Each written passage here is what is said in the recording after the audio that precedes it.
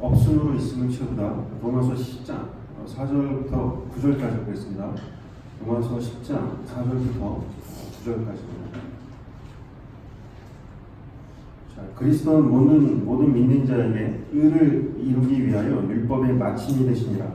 모세가 기록하되 율법으로 말미암는 의를 행하는 사람은 그 의로 살리라 하였거니와 믿음으로 말미암는 의는 이같이 말하되 내 마음에 누가 하늘에 올라가겠느냐 하지 말라 하니 올라가겠느냐 하면 그리스도를 모셔 내리려는 것이요 혹은 누가 무적행에 내려가겠느냐 하지 말라 하니 내려가겠느냐 하면 그리스도를 죽은 자 가운데서 모셔 올리려는 것이라.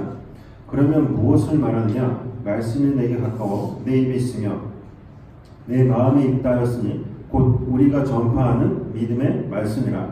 내가 만일 내 입으로 예수를 주로 시인하여 또 하나님께서 그를 죽은 자 가운데서 살리신 것을 내 마음에 믿으면 구원을 받으리라. 아멘. 율법이라는 건 행위의 그 불가능성을 통하여 인간의 어떤 구원의 실효성을 판단해내는 것이 아니라 율법을 지켜내던 아니면 지켜내지 못하던 간에 상관없이 인간은 결국 다 의롭지 못한 불의한 자라는 걸 폭로해내는 것이라고 했었죠. 그게 율법이라고 했었습니다. 그게 바로 율법의 행위로는 의롭다 하심을 얻지 못한다 였죠. 그런데 율법은 단지 나의 어떠한 그 정체를 폭로해내는 도구로 끝이 나는 게 아니라 바로 그리스도라는 그 생명의 자리까지 이끌어 간다라는 거예요. 어떻게 이끌어가죠? 나는 죽어도 싫은데 죽어도 그 이끌림에 끌려가고 싶지가 않은데 내 정체가 이렇게 확 까발려지는 게 너무 싫은데 그 말씀에 의해서 그 나란 존재 이렇게 도력을 나누면서 질질 끌려가는 거예요. 그런 과정 전체를 가리켜서 성경은 광야 생활, 곧 인생이라고 하고 다른 말로 자기 부인이라고 하는 거죠. 따라서 예수 그리스도가 그 율법의 마침이 되셨다. 예수가 그 율법의 완성이 되셨다라는 건 단지 율법적 수고의 종결이나 구약의 끝, 완성, 은혜의 시작을 지칭하는 것이기도 하지만 그 이면에 깃들어 있는 자기 부인, 곧 성부의 죽음을 말하는 것이기도 한 거예요. 자, 로마서 7장 4절 한번 볼까요? 자, 그러므로 내 형제들아 너희도 그리스도의 몸으로 말미암아 율법에 대하여 죽임을 당하였으니 이는 다르니 곧 죽은 자 가운데서 살아나신 이에게 가서 우리가 하나님을 위하여 열매를 맺게 하려 하라. 자, 보시는 것처럼 성도가 율법에 대하여 죽임을 당했다라는 건 예수가 율법으로 인하여 십자가의 그 매달림을 당한 것처럼 성도 역시 그렇게 십자가로 내몰리는 삶을 살게 된다라는 거죠. 율법주의, 형식주의, 인본주의라는 건 엄밀히 말해서 이러한 십자가로의 그 내몰림이 없는 걸 말하는 거예요. 자신의 열심과 수고, 경건의 노력으로 구원을 이뤄보겠다라고 하는 건 이러한 자기 부인을 경험하지 못한 이들에게서 뻗어나오는 하나의 형태일 뿐이라고 합니다. 그게 엄밀히 말해서 그냥 율법주의가 아니라는 거예요. 그러니까 그 자체가 율법주의가 아닌 거죠. 그렇다고 하여 내가 가진 것들을 막 탈탈 털어내면서 자해를 하라는 말이 아니에요. 여러분들. 우리는 그렇게 할 수도 없어요. 열심히 내 것을 챙기면 챙겼지 더. 우리는 그 신앙이라는 것마저도 그리고 내 신앙이라는 것마저도 내 것을 열심히 챙기는 게 바로 나란 존재잖아요. 우리란 말이에요. 그게. 그러니까 성경에서 말하는 자기 십자가를 진다는 것, 자기를 부인한다는 건 뭐냐면 자신의 무존재됨, 나의 먼지됨의 인식을 말하는 거예요.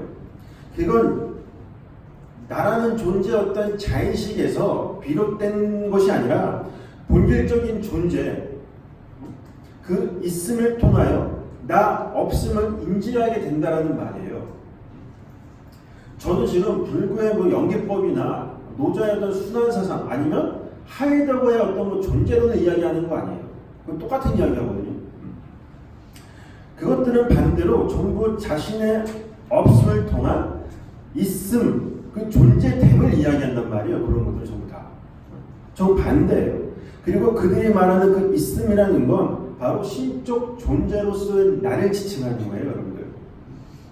자신을 비워내야 진정한 자아를 발견해낼 수 있다라고 하거든요. 그래야 진짜 네가 신의 위치에 올라갈 수 있어. 베르면과 똑같은 말을 해요. 바꾸어 말하면 인간이 끊임없이 그 나 있음, 나 존재됨을 증명해 내려고 한다는 것입니다. 그리고 나를 증명할 수 있는 자리라면 얼마든지 그 없음의 자리로 갈 수 있다라는 것이기도 한 거죠. 쉽게 말해서 남들이 인정하고 그리고 알아줄 만한 꽤 괜찮은 자기 부인의 자리로 가는 흉내를 낼 수 있다라는 말이기도 한 거예요. 그게 그러한 흉내냄이 종교에서는 무슬림이 뭐 경건의 수양이니 뭐 자기 성찰이니 고해이니 수련이 이런 것들을 다 나타나는 거예요. 왜냐하면 그들은 그 있음, 그 없음 가운데 채워져 있는 그 채워지는 실체가 뭔지를 모르기 때문에 그래요. 그래서 항상 다 뭐예요? 나로 기별되는 거예요. 또다시. 그게 불교의 연계법이거든요, 여러분들. 나 없음을 통하여 있음을 발견하고 그 있음을 통하여 또 없음을 발견해 나가는 거 계속 끊임없이 순환고리예요. 그러니까 결코 채워지지 않죠. 그래서 그렇게 죽어라 애를 쓰는 거예요. 그 있음의 경지에 내가 목적한 어떤 두 가지에 올라가기 위해서 열심히 노력을 한다는 거죠. 그러나 성경에서 말하는 성도의 그 없음의 자리는 있음에 의해서 그 자리로 내몰릴 때 비로소 있음이신 존재 되신 하나님으로 채워지게 되더라는 거예요.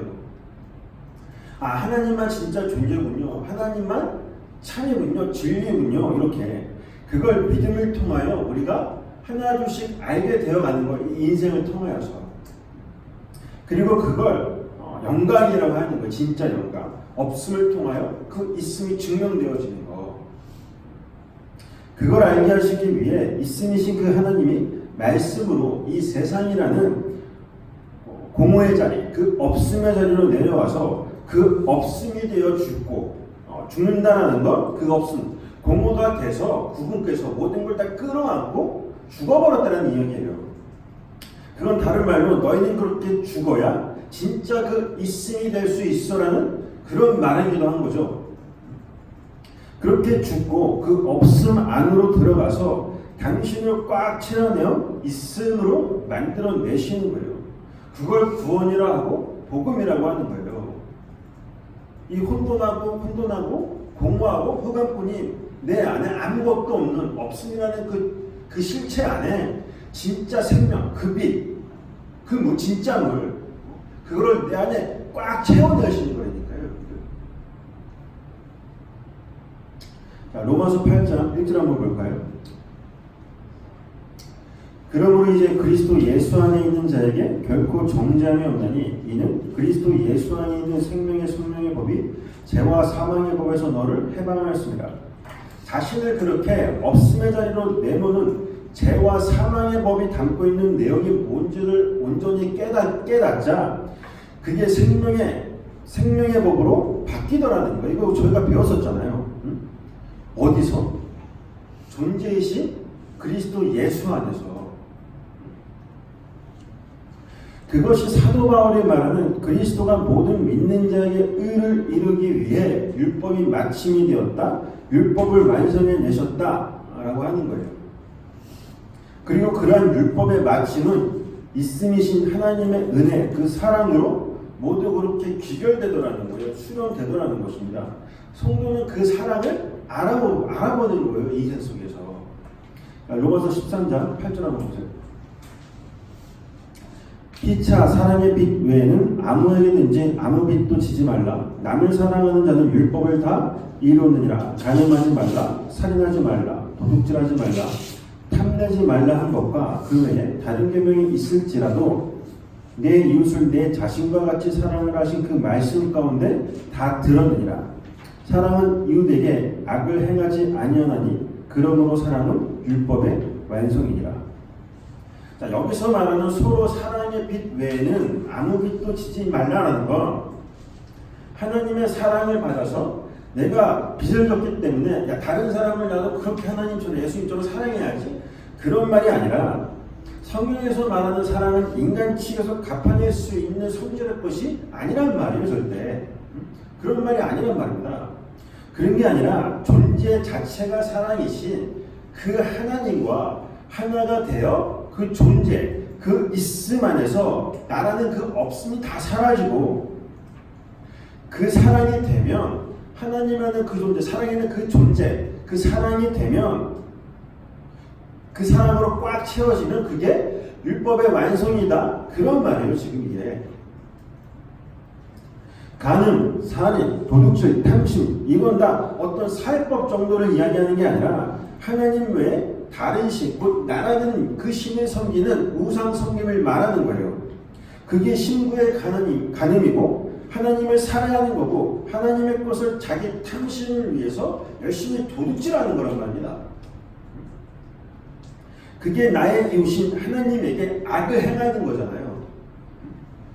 그거 하지 말라는 거예요, 여러분들. 그런데 우리는 끊임없이 나라는 신을 섬기면서 간음하고 날마다 내가 죽는 게 아니라 날마다 내 것을 취하기 위해 하나님을 살해하고 그리고 그렇게 취해버린 하나님의 것으로 자기 유익과 만족을 위한 도구로 사용을 하잖아요. 그게 바로 우리의 실체는 말입니다. 진짜 실체.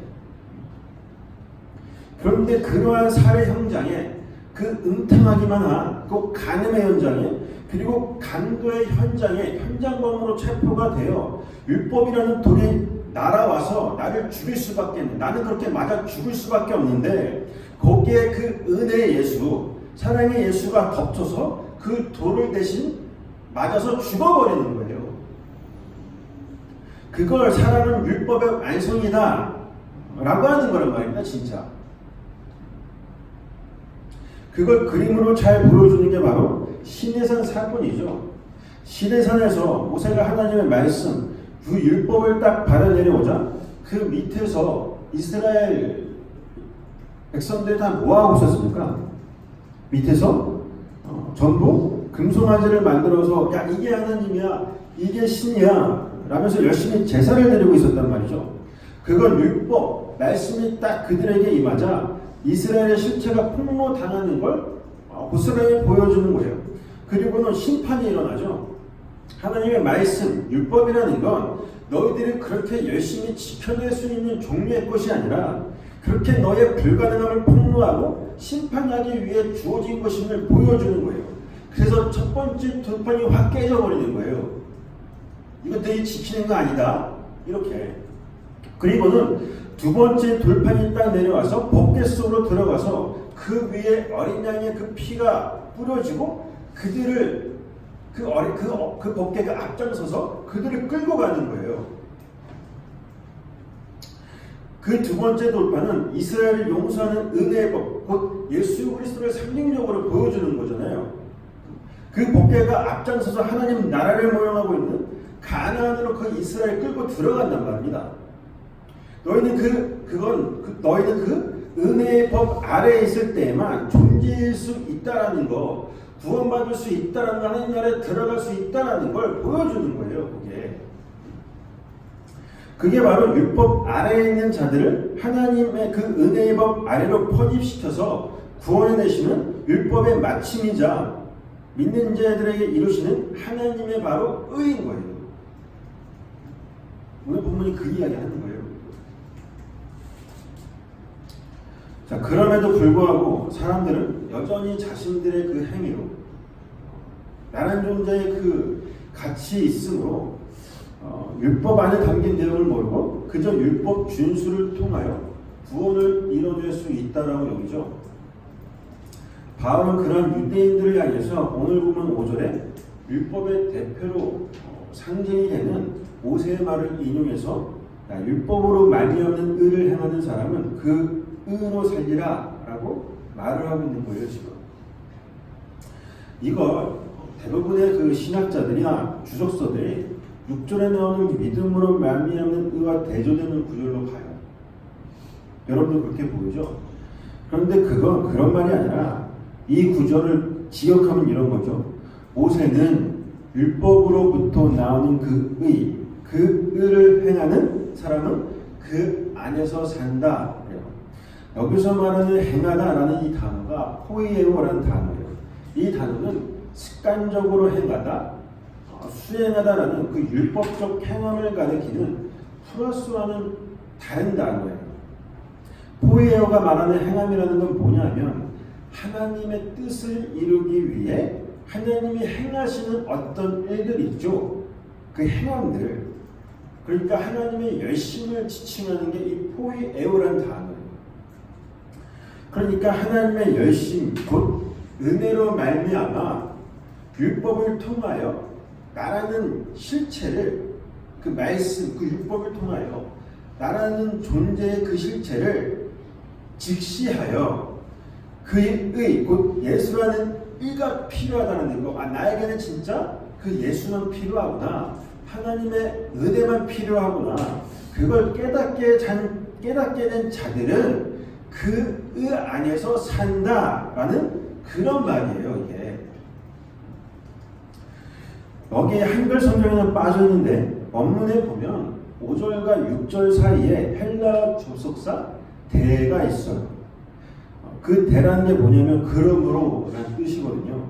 그러니까 의역을 하면 이런 거죠. 너희는 율법을 통하여 그 의, 곧 예수라는 그 의를 알게 된 자들이기 때문에 그러므로 믿음으로 말미암은 의를 얻은 너희들은 산다. 그런 말이에요, 지금 이게. 이해 가시죠, 여러분들? 다시 말해서 율법을 잘 지켜냄으로 해서 너희가 하나님의 의를 얻어 구원에 이르는 것이 아니라 믿음을 통하여 율법이 담고 있는 그 진리가 뭔지를 올바로 깨달아 하나님의 의, 예수의 그 은혜로 말미암아 구원에 이르게 된다는 걸 지금 바울이 설명하고 있는 거예요. 그게 바울이 신명기 30장을 인용하면서, 그래서 바울이 이 신명기 30장을 인용하면서 하나님의 의를 얻기 위해 하늘에 올라가는 수고를 할 필요가 없고, 또 반대로 부족갱에 내려가는 그런 수고를 할 필요가 없다라고 이야기를 하는 거예요. 그 뒤에 이어서. 율법이라는 건 그걸 잘 지켜냄으로 해서 나라의 문제의 가치 평가를 통해 구원을 얻고자 힘쓰라고 주어진 게 아니라 예수를 알라고 주어진 건데 왜 자꾸 힘써서 너희는 구원을 이루려고 하냐는 거예요, 대체. 자, 신명기 30장을 보면 모세가 이스라엘 백성들에게 하나님의 명령과 규례를 잘 지키라고 종용을 하죠. 그러면서 하나님의 명령을 잘 지키면 복받고 지키지 않으면 반드시 망하게 된다라는 경고를 그들에게 던져요. 그건 너희들의 열심과 노력 등을 근거로 해서 얻어낼 수 있는 것이 아니라는 걸 지금 말하고 있는 거예요. 존재이신 하나님의 그 구별이 가액될 때에만 그 구원이라는 건 얻게 된다는 것을, 곧 그 은혜의 필요성을 강조하기 위해서 그런 명령을 내리시는 거란 말입니다. 그래서 성경에서 서로 상반되는 내용들이 가볍게 등장을 하는 거예요. 신명기 30장 11절 한번 볼까요? 내가 오늘 내게 명령한 이 명령은 내게 어려운 것도 아니요 먼 것도 아니라 하늘에 있는 것이 아니니 내가 이르기를 누가 우리를 위하여 하늘에 올라가 그의 명령을 우리에게 가지고 와서 우리에게 들려 행하게 하려 할 것이 아니요 이것이 바다 밖에 있는 것이 아니니 내가 이르기를 누가 우리를 위하여 바다를 건너가서 그의 명령을 우리에게로 가지고 와서 우리에게 들려 행하게 하려 할 것도 아니라 오직 그 말씀이 내게 매우 가까워서 내 입에 있으며 내 마음에 있은즉 내가 이를 행할 수 있느니라. 모세가 이스라엘 백성들에게 하나님의 말씀을 잘 지켜 행하라고 하면서 그 말씀은 충분히 너희가 지킬 수 있는 말씀이다 라고 이야기를 하고 있죠. 왜냐하면 그 말씀이 내게 매우 가까워서 내 입에 있고 내 마음에 있기 때문이라고 지금 말을 하고 있어요. 그 말은 뭐냐면 너희가 내 말을 지키고 주려야 할 명령을 잘 지키게 되는 것은 너희가 하늘에 올라가서 끌고 내려온다든가 아니면 바다 밖으로 나가서 주워 온다든가 하는 너희의 그 열심을 필요로 하는 게 아니라 내가 너희 마음과 입에 새기는 방법을 할 것이기 때문에 너희는 온전히 나의 국물과 그 사랑만을 받아야만 살 수 있다라는 걸 깨달으라고 하시는 말씀인 거예요, 이게 지금. 그런데 바울이 신명기 30장의 그 말씀을 인용하면서 오늘 본문에 한 가지를 더 붙이죠. 누가 하늘에 올라갈 수 있겠냐라는 말을 하는 건 그리스도를 모셔 내리는 거고, 누가 무적갱에 내려갈 수 있겠냐라고 말하는 건 그리스도를 죽은 자 가운데서 올리는 것이다라는 말을 덧붙인다 말입니다. 여러분들 이게 무슨 말이에요 대체? 무슨 말일까요? 이해 가세요? 이건 무슨 말이냐면 자신의 그 불가능함을 인정하지 않고 자신의 행위로 내 열심으로 인간들이 하나님의 의에 도달해 보려고 하는 그 시도를 사도 바울이 반어적인 표현으로 반어적 표현으로 지금 말을 하는 거예요. 이게 너희는 자꾸 너의 열심으로 하늘에 올라갈 수 있다라고 말을 하는데 정말 올라갈 수 있겠어? 응? 너희는 자꾸 하나님의 의에 도달하기 위해서 무적갱이라도 가장 깊음에 있는 곳으로 내려갈 수 있다라고 말하는데 정말로 갈 수 있겠어? 한번 해봐. 지금 그 말하는 거예요, 바울이. 그런다고 정말 너희들이 그 의를 얻을 수 있겠니? 라고 말을 하는 거예요. 그런 시도가 잠자는 자들의 첫 열매가 되셔서 죽으시고 부활하셔서 하나님 보좌 우편으로 올라가신 그 예수를 다시 내리고 다시 올리는 거야. 그 말하는 거예요. 쉽게 말해서 예수 그리스도의 죽음과 부활을 부정하는 말이기 때문에 하지 말아라. 그 말하는 거예요. 그거는 도저히 너희들이 의를 얻어낼 수 없어. 그 말이에요 지금. 반드시 그 예수는 땅에서 죽어 하늘로 올라가 네 마음팍에 꽉 박혀야 되는데 그걸 거부한다는 것입니다. 지금 꼭 베드로처럼 그러는 거죠. 너희는 오직 예수의 은혜만을 힘입을 때 비로소 하나님의 의를 이룰 수 있다라는 걸 사도 바울이 피력하는 거예요. 지금. 그런데 사람들은 하나님께 인정받기 위해 하나님의 그 기쁨이 되기 위해서 자신의 몸을 활활 불태우는 삶을 살죠. 왜냐하면 그래야 하나님께 인정을 받아 구원을 얻을 수 있다라고 여기기 때문에 그래요. 그런데 성경에서 뭐라 그러냐면 너희 몸을 활활 불태울지라도 사랑이 없으면 아무것도 아니다라고 말을 한단 말이에요.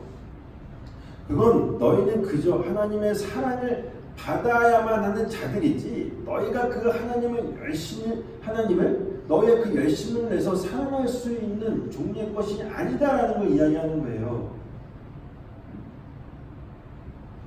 그리고 그 사랑이 돼야지 그 진리, 그 예수가 네 안에 쿡 박혀서 사랑 그 자체신 그 예수가 쿡 박혀서 그 사랑으로 말성이 돼야지 그 말하는 거니까요.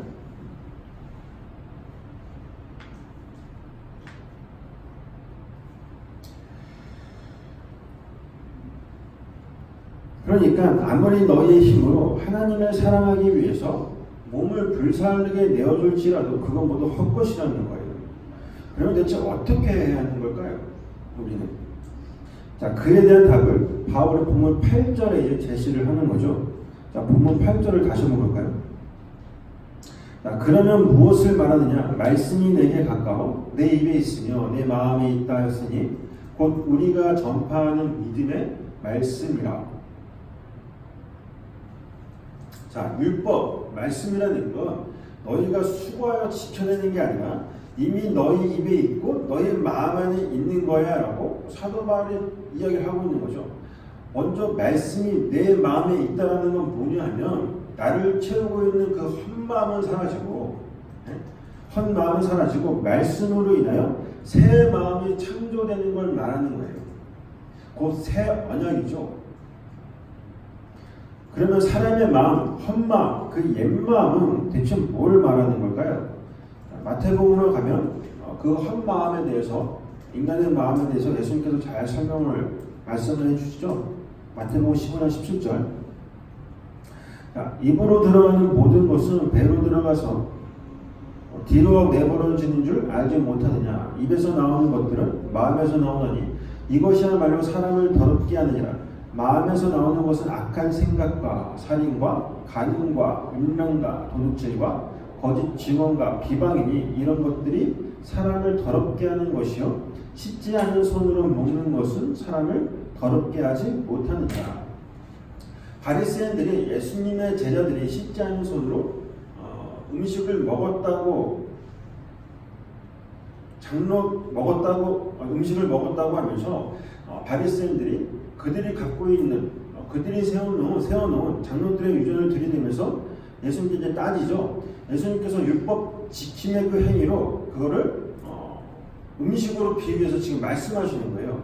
자, 음식이 배로 들어가서 뒤로 나오는 것처럼 인간의 행위로 선함과 악함을 규정하는 것이 아니라 그러한 율법적 사고방식 속에서 자신이 하나님이 되어 자신의 행위로 선함과 악함을 구분해내는 그 마음이 진짜 더러운 거야 라고 말씀하시는 거예요. 지금 그렇게 자신이 하나님이 되어버린 자들 속에서 나오는 게 바로 살인이고 간음이며 도둑질이고 거짓 증언이며 비방이라고 하는 거예요. 그게 바로 하나님의 것을 탐하는 인간들의 실체라는 거예요. 지금 그게 바로 인간들의 마음이라는 거죠. 여기서 마음이라는 단어가 카레디아라는 단어인데요. 이 단어는 심장이라는 뜻을 갖고 있는 단어예요. 그러니까 그 마음이 더럽다라는 건 뭐냐면 그냥 깨끗한데 지저분해진 정도를 말하는 게 아니라 생명 없다라는 걸 뭘 말하는 거예요? 죽은 자, 너희는 그렇게 죽은 자다라는 걸 말하는 거란 말이에요. 생각해 보세요. 여러분들 인간의 마음이 어디 있어요? 여러분들 마음 어디 있어요? 여기 있어요? 아니면 여기 있어요? 어디 있어요? 여러분들 마음? 눈에 있어요? 아니면 여러분들 뱃살에 있어요? 그건 아닐 거 아니에요. 그러니까 우리는 알지도 못해요. 마음이 어디 있는지 사실. 그냥 우리는 마음이 없어요. 없음이라니까요. 그냥 죽은 거예요. 그러니까 마음이 있다 없다? 내 마음은 이런데 이건 사실 잘못된 말이에요. 여러분들. 인간은 원래 마음이 없는 존재들이 맞아요. 그런 인간의 실체를 설명하기 위해서 그 마음이라는 단어를 그냥 성경이 가져다 쓰는 것뿐이에요. 그러니까 새 마음을 주시겠다, 헛 마음을 새 마음으로 바꿔내시겠다라는 건 뭐냐면 그 마음 없음, 생명 없음, 그 없음의 자리에 그 있음이라는 진짜 그 하나님의 마음이라는 단어 원래 하나님께만 쓰는 거예요, 여러분들. 진짜 하나님의 마음, 그 생명을 채워 넣으시겠다라는 거예요, 이게. 그러면 그게 마음, 카르디아라고 하는 거예요.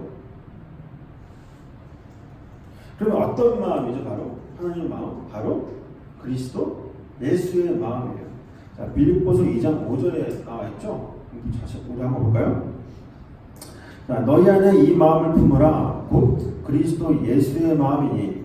자, 우리는 원래 마음이 없는 그저 죽은 존재들일 뿐인데, 죽은 자들일 뿐인데, 예수의 마음이 들어와서 그냥 없으면 또 존재들 뿐인데, 그 있음이라는 그 은혜의 예수가 그 하나님, 그 생명이 딱 들어와서 내가 이제 산 존재가 되었다.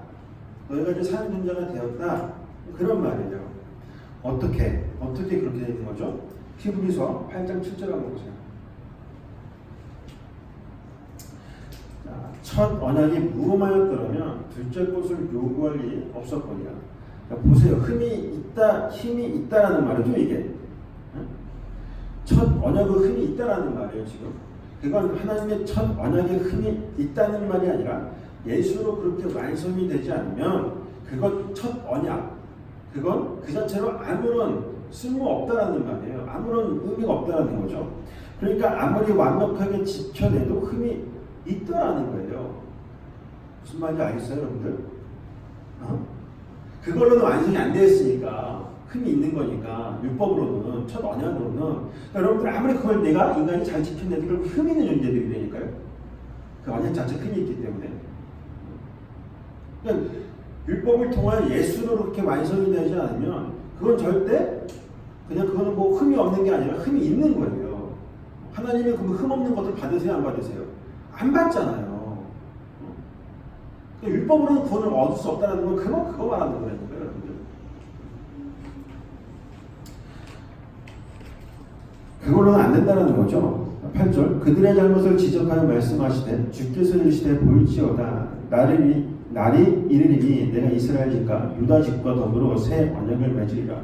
또 주께서 이르시기를 이 언약은 내가 그들의 열조의 손을 잡고 애굽 땅에서 인도하여 내던 날에 그들과 맺은 언약과 같지 아니하도다. 그들은 내 언약 안에 머물러 있지 아니하므로 내가 그들을 돌보지 아니하노라. 또 주께서 이르시되 그날 후에 내 이스라엘 집과 맺을 언약은 이것이니 내 법을 그들의 생각에 두고 그들의 마음에 이것을 기록하리라. 나는 그들에게 하나님이 되고 그들은 내게 백성이 되리라. 새 언약이죠. 내가 생명이 되어 너희를 뚫고 들어가서 네 안에 있는 그 더러운 것들, 그게 뭐예요? 내 안에 더러운 것들, 바로 나를 신삼아 살고 있는, 자기를 신삼아 살고 있는 바로 나란 말이에요. 나. 그 나를 끌어내어서 죽이고 내 마음, 하나님의 그 마음, 진짜 그 생명, 그걸로 꽉 채워 넣으시겠다는 거예요. 11절 또 각각 자기 나라 사람과 각각 자기 형제를 가르쳐 이르기를 주를 알라 하지 아니할 것은 그들이 작은 자로부터 큰 자까지 다 나를 알미라. 내가 그들의 불의를 궁일이 여기고 그들의 죄를 다시 기억하지 아니하리라 하셨느니라. 새 언약이라 말씀하셨으면 첫 것은 낡아지게 하신 것이니 낡아지고 새한 것은 없어져 가는 것이니라. 이렇게 새 언약이라는 건 하나님의 그 은혜로 인하여 내 안에 새 마음을 세워 넣으시겠다라는 하나님의 뜻을 말하는 거예요. 그건 인간들이 세워놓는 바로 나라는 그 성, 그 청산 같은 17성을 부수어내서 거기서 참여했던 기생남을 하나님의 그 은혜로 살려내셔서 당신의 그 하나님의 당신의 백성으로 만들어내시는 거예요. 그렇게 새 마음이 되면 이제 그 입에 말씀이 있게 된다라고 하는 거죠.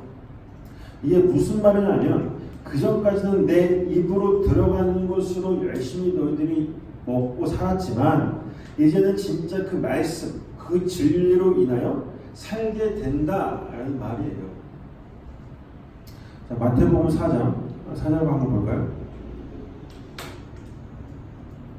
예수께서 대답하시되 기록되었을 때 사람이 떡으로만 살 것이 아니요 하나님의 입으로부터 나오는 모든 말씀으로 살 것이라 하느니라 하시니. 자, 우리가 이거에 대해서는 배웠었죠.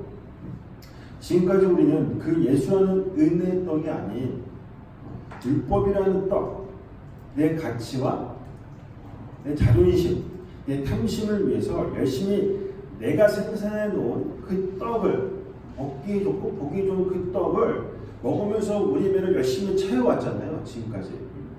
이제 그 떡이 아닌 예수라는 그 은혜의 떡, 그 말씀을 먹어 살게 되더라라는 거예요. 그건 내 힘이라고 여기면 추구하는 것들을 모조리 끊어내는 거란 말입니다. 이게 진짜 나의 힘이 될 수 있어. 이게 진짜 내 가치가 될 수 있어. 이게 진짜 내 자존심을 챙겨주는 거야. 이런 것들을 다 끊어내는 거예요. 그 말씀이라는 떡을 먹는다는 것은 내 만족과 내 유익을 위해서 내가 생산해 놓은 것들.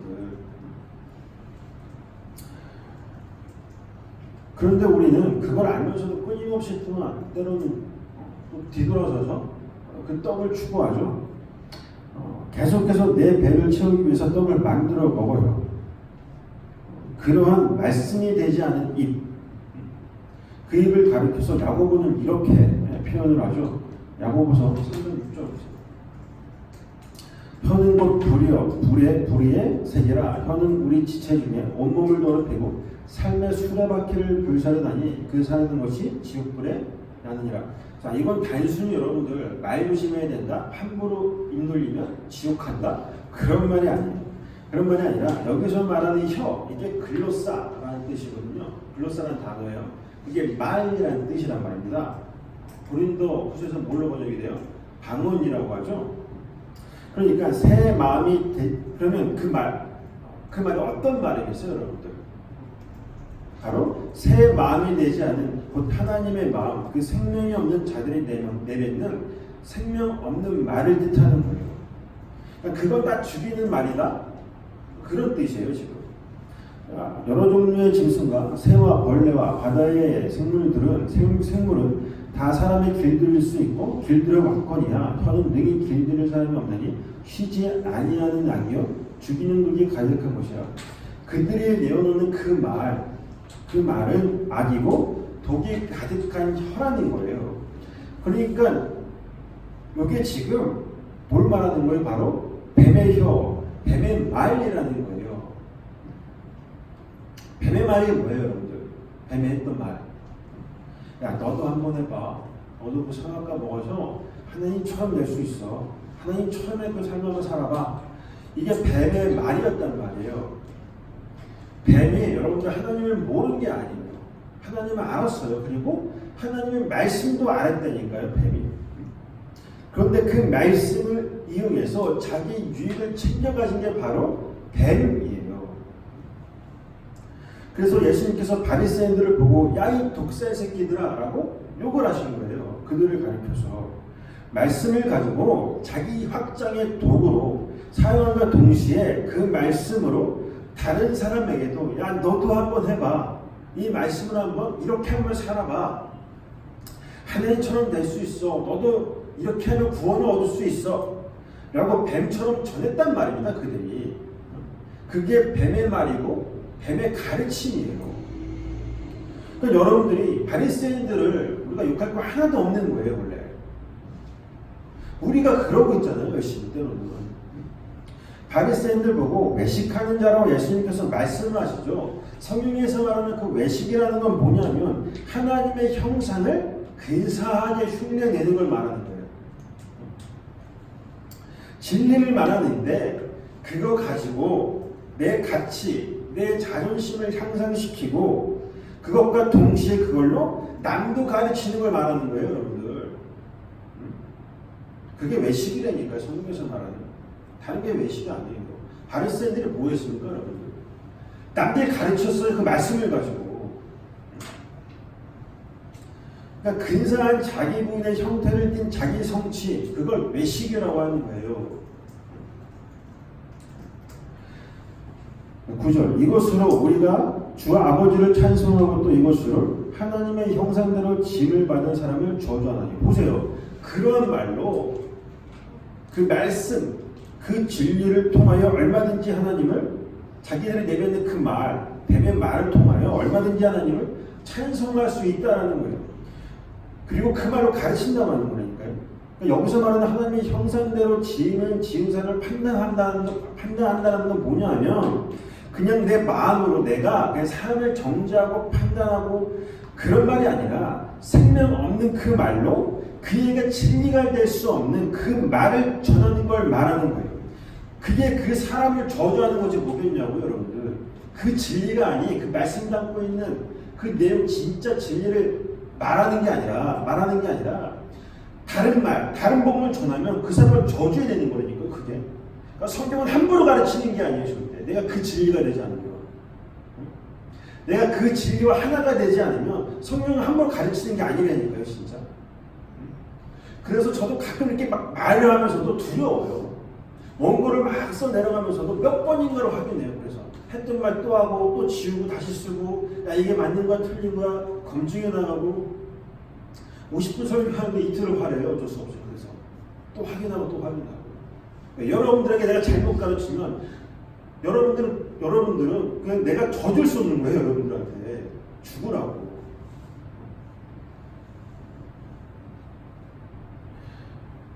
그러니까 아무 말도 하지 말란 말이 아니에요. 먼저 깊이 있게 고민하고 말씀 앞에서 자신을 먼저 세워보고 말을 하는 거예요. 그게 뭔지를 온전히 깨닫고. 한 입에서 찬송과 저주가 나온다. 내 형제들아 이것이 마땅하지 아니하니라. 한 입으로 두말하면 안 된다는 그런 말이 아니라 생명 없이 어떻게 진짜 진리의 말을 전할 수 있겠니? 라고 지금 야고보가 이야기를 하는 거예요. 야, 새 마음이 돼야지, 말씀으로 살아야지, 진리가 네 입에 있어야지, 그런 말이에요. 보세요. 우리는 늘 입에 진리, 말씀, 생명, 예수 그런 것들을 입에 달고 살죠, 여러분들. 늘 이야기한단 말이에요. 하지만 그 진리, 말씀, 그 생명, 예수가, 그리스도가 내 안에, 그 진리가 내 안에 뚫고 들어오지 않으면 그건 그저 뭐예요? 울리는 꽹과리일 뿐이라는 거예요. 아무리 네가 1만 마디 방언을 할지라도 네가 그렇게 진리라는 그 말씀을 가지고 그렇게 너가 떠들어댄다 할지라도 그 사랑과 그 예수라는 그 진리, 그 사랑이 네 안에 들어오지 않으면, 그리고 그 사람과 하나가 되지 않으면 그거 다 헛거야. 그거 울리는 꽹과리야. 그걸로 네가 구원 얻을 수 있을 것 같아? 전혀 아니다. 그 말 하는 거예요. 그게 바로 무화과 나무 잎사귀로 자신의 실체를 가린 자들의 모습이라는 거예요. 성도라 불리는 자들은 그렇게 화려한 말로 자신을 가리는 게 아니라, 우리는 계속 열심히 가리잖아요. 그 말씀을 가지고, 내 행위를 가지고, 내 됨됨이를 가지고, 내 자격이나 조건 가지고 우리의 두꺼운 옷을 꽉 껴입는 거예요. 그래서 답답해 죽으려고 하죠. 힘들어서. 사람 이렇게 쪘는데 나한테 한번 꽉 입으려고 얼마나 힘들어. 죽으려고 하는 거야 진짜. 그렇게 자신을 안 맞는 옷을, 나에게 맞지도 않는 옷을 가리는 게 아니라 부끄러운 모습, 수치스러운 모습, 벌거벗은 모습일지라도 그저 그 모습 그대로 말씀 앞에 딱 서서 제가 그렇게 죄인 중에 괴수입니다. 그걸 인정하면 그걸 하나님이 덮어버리시는 거예요. 거기에 외에 더 뭐가 필요하겠냐고 도대체. 그 외에 또. 사람들은 자꾸 색다른 걸 원해요. 새로운 걸 알기 원하고. 성경을 통해서도 그러죠. 어떤 이들이 그래요. 그래서 뭔가 이렇게 말씀을 하면 좀 더 헬라어로 좀 더 깊이 있게 알려주세요. 예전에 그런 말 많이 들었어요. 헬라어로 좀 더 깊이 있게 성경 좀 알려주세요. 그거 말고 좀 이렇게 좀 알려주세요. 뭐 색다른 거 없어요? 그게 뭐냐고요 도대체. 말씀은 일맥상통해요. 항상 똑같아요. 사실 그 성경이 말하는 건 예수, 진리, 십자가. 더 필요한 게 없어요. 거기서. 자, 이사야서 59장 20절 보세요. 여호와의 말씀이니라. 부속자가 시온에 임하여 야곱의 자손 가운데에서 죄가를 떠나는 자에게 임하리라. 여호와께서 이르시되 내가 그들과 세운 나의 언약이 이러하니 곧 내 위에 있는 나의 영과 내 입에 든 나의 말이 이제부터 영원하도록 내 입에서와 내 후손의 입에서와 내 후손의 후손의 입에서 떠나지 아니하리라 하시니라. 여호와의 말씀이니라. 야곱의 죄가를 떠나는 자, 그러니까 자신의 죄악을 인정하는 자가 하나님의 언약을 받은 자들이고, 그들에게서 하나님의 말씀이 떠나지 않는다라는 거예요. 그들의 입에서. 그리고 그게 바로 내 백성이다라고 하는 거예요. 이러한 성도의 자기 고백이 바로 오늘 본문에 내 입으로 예수를 주로 시인하면이에요. 이건 무작정 예수가 주입니다라고 내 주인입니다라고 입으로 고백하면 구원을 얻는다라는 그런 말이 아니라, 여기서 시인하다라는 헬라어 호몰로게오라는 단어는요, 함께 같이라는 소유격 부사의 호모와 로고스라는 그 말씀이라는 단어의 합성어예요. 시인하다라는 거, 호몰로게오라는 단어는 적으세요. 호모라는 헬라어와 로고스라는 헬라어, 말씀이죠. 그게 이렇게 합친 단어란 말이에요. 그러니까 하나님의 말씀과 같은 말로 말하다, 좀 더 쉽게 말하면 예수 그리스도의 마음과 같은 마음으로 말하다라는 뜻이에요. 그게 시인하다라는 뜻이란 말입니다. 그건 내 말이 죽는 걸 전제로 하는 거예요. 그렇죠? 하나님의 말씀과 같은 말로 말한다는 건 내 말이 없다라는 거잖아요. 그럼 내 말이 죽는 거란 말이죠. 사람의 말이라는 건 그 사람의 뜻과 의지를 담아 그걸 표현해내는 게 바로 말이죠. 그게 말이란 말이에요. 그래서 헬라 철학에서는 그 말을 굉장히 중요하게 생각했어. 어떤 그릇으로 생각했단 말이에요. 그 사람한테 정체성을 드러내는. 그러니까 말은 나란 존재를 담고 있는 그릇과 같은 거란 말이죠. 그러니까 내 말이 아닌 하나님의 말씀으로 말한다라는 건 뭐냐면 나라는 그 그릇이 깨지는 걸 말하는 거예요. 내가 죽는 거란 말입니다. 그렇게 내 말은 죽고 나란 그릇은 깨지고 그 안에 담긴 진짜 말, 진짜 로고스, 진짜 진리, 그 진리가 흘러 넘치는 걸 말하는 거예요. 갈라디아서 2장 20절에 사도 바울의 그 고백처럼 나는 이제 십자가에서 예수와 함께 죽고 이제는 내가 된 그리스도가 시인하는 것만 하나님이 받아내시고 그렇게 시인하는 자들을 또한 아들로 부르신다는 거예요. 그러면 그게 구원이라는 겁니다. 마태복음 10장 32절 보세요. 누구든지 사람 앞에서 나를 시인하면 나도 하늘에 계신 내 아버지 앞에서 그를 시인할 것이요 누구든지 사람 앞에서 나를 부인하면 나도 하늘에 계신 내 아버지 앞에서 그를 부인하리라. 이건 단순히 예수님께서 야 목에 칼이 들어가도 사람들 앞에서 절대나 부인하면 안 된다. 너 나 부인하면 나도 너 부인해버릴 거야. 이런 협박성 멘트를 날리는 게 아니에요. 앞에서 참새보다 귀한 게 너다? 이렇게 말씀해 놓으시고 야 부인하면 너 죽여버릴 거야? 이런 말씀 하시겠냐고요 여러분들. 그리고 인간의 선택에 의해서 꼭 구원이 달린 것 같잖아요. 그런 말은 아닐 거 아닙니까 이게.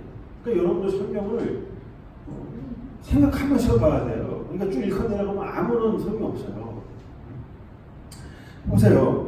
율법 아래에 머물러 있는 자들에게 있어서 그 예수는 당연히 사람들에게 거부할 수밖에 없는 존재예요. 그렇죠? 없음은 절대 그 있음을 원하지 않는 데니까요. 있음을 모르면 그게 바로 인간들의 보편적 본성이란 말입니다.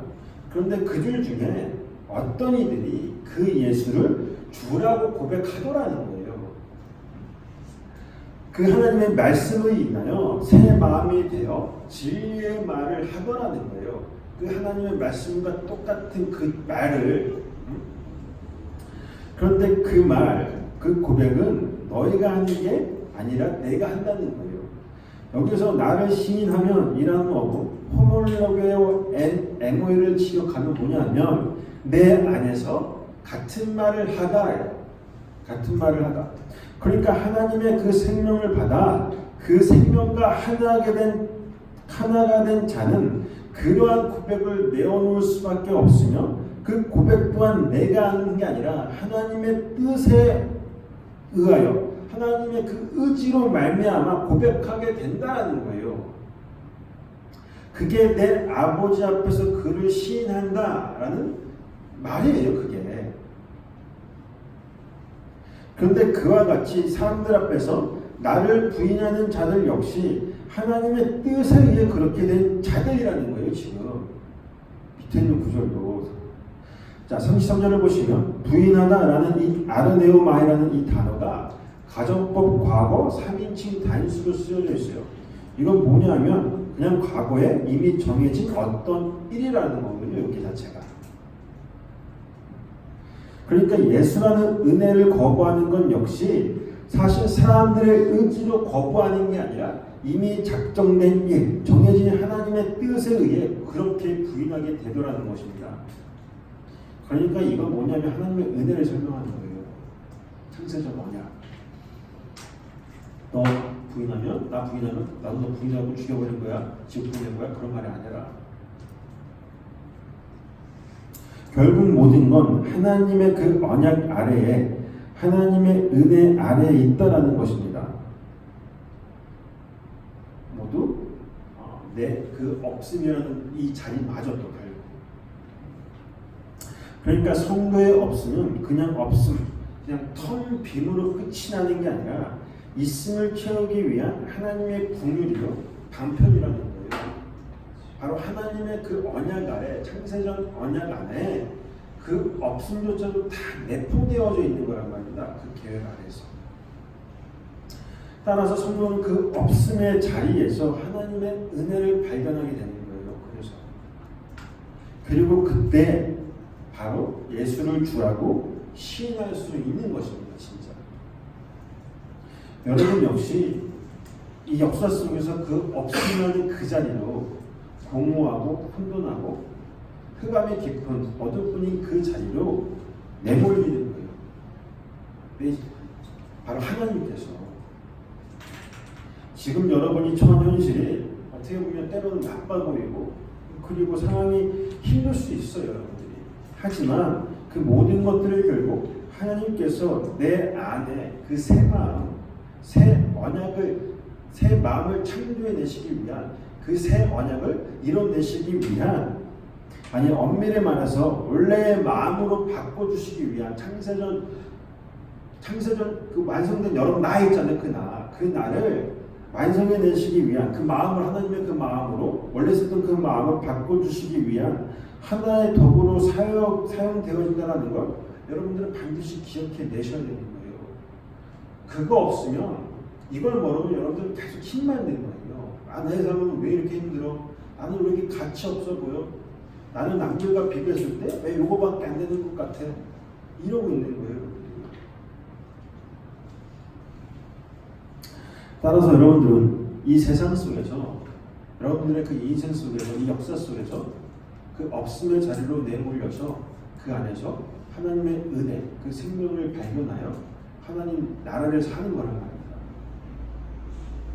그걸 잊지 마시기 바랍니다. 기도하셨습니다.